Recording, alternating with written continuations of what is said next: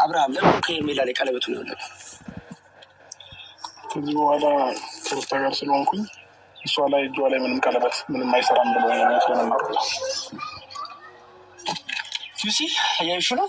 ምንም አይሰራም የምትይው አንቺ ነሽ። አይደረግም፣ እንደዚህ አታድርግ፣ እንደዚህ አድርግ፣ እንደዚህ አድርግ የሚሉት እየሰማሽ ነው ሜሮን? ለምንድን ነው አንቺም ታወርሽ እንዴ?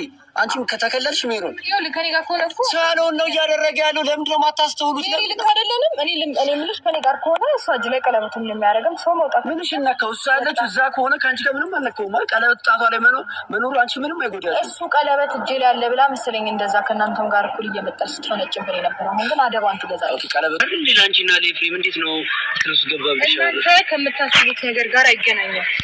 ነገር ግን አዎ ስለሽ ገብታል ስላልፈት ምን ነው ስትረስ ትገባ እስኪ እናንተ እየመጣችሁ ስትነዘንዙ ነው። ሌላ ምን ጥያቄ አለው? አብራም ደህና ነበር። ወደ አንቺ ወደ እኔ ተመለሰ ከማለትሽ በፊት በጣም ደህና ነበር። አብራም ልብሽ ልክ ወደ ቤቱ ወደ እኔ ተመልሷል ካልሽ አዎ ምንድነው አንተ መጣችሁ ከኔ ጋር ሲመለስ እናንተን ደበራችሁ። ለማንኛውም ቀለበቱን ስጪኝ። ልታረግላት ነው? አንተ ልታረግላት ነው? አሁን ከእሷ ከሩታ ጋር ስላለኝ እሷ እጅራ ነው የማሰራው። ለዛ ነው ነው በቃ ደህና እንደሆነ ነው የሚሰማው። አብርሽ ሰላም ነው? ምን ማለት የምትፈልገው ነገር አለ? ማውራት የምትፈልገው ነገር አለ? ወይኔ በቃ ሂድልን እንዳኔ በእናትህ ሂድልን። አሁን እኮ ደህና ነበረ፣ ሰላም ነበረ፣ በስነ ስርዓት ነበር ከሷም ጋር እኮ። እሺ ምን ወደ ሕክምና ምናምን መሄድ ትፈልጋለህ? ቆይ ዳኒ ወደ ሕክምና መሄድ እኮ እሺ መሄድ ካለበት እዛ ነው። የት ቤታችን ነው መሄድ የምፈልገው። እንዴት ቤት ይኸውልህ አብርሃም ስማኝ፣ ይኸውልህ አንድ ነገር ልንገርሽ። ወይኔ እሺ ቆይ ወይ ሩታ ትንሽ ነፋስ ውሰድ። ቆይ ታይ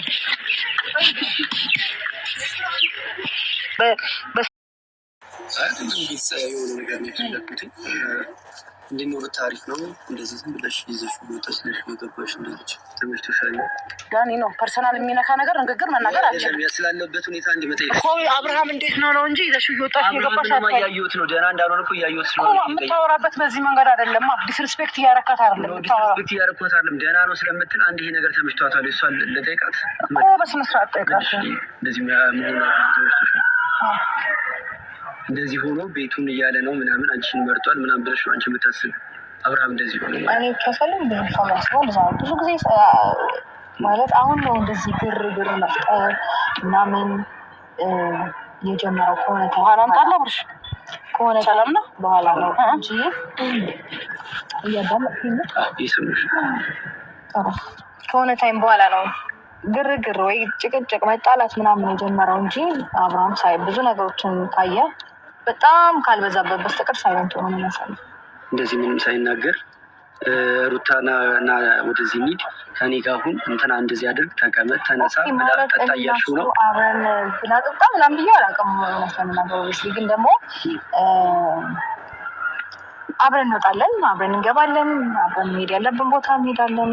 ይህ ደግሞ የኔና እሱን በደንብ ከዚህ በፊት ያለፈን ጊዜ በደንብ እንድናካፍልና አብሮነታችንን ሞር እንድንጨምር ያደርጋል። ለምን ስራውን አይሰራም?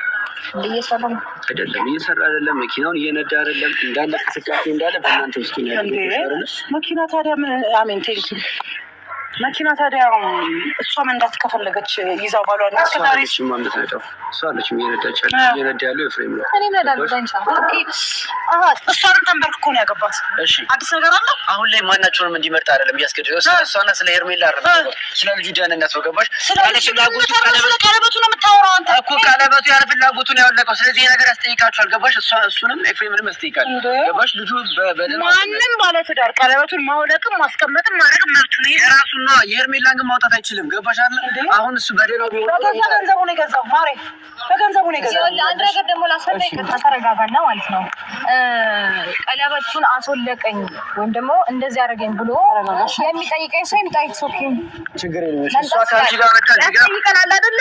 ማንም መቶ ይጠይቀኝ። እኔ መመለስ ያለብኝ ነገር አውቃለሁ። ሲቀጥል ደግሞ ይኸውልህ የትኛው ሽማግሌ ልኮላት ነው? የትኛው 80 ሰው ነው ባልና ሚስት የሆኑት? ያኔ ቢሆን ነበረ የሚጠየቀው። ገባ? ልንጠየቅ የምንችለው ይህን ነገር እንኳን አታገናዝም።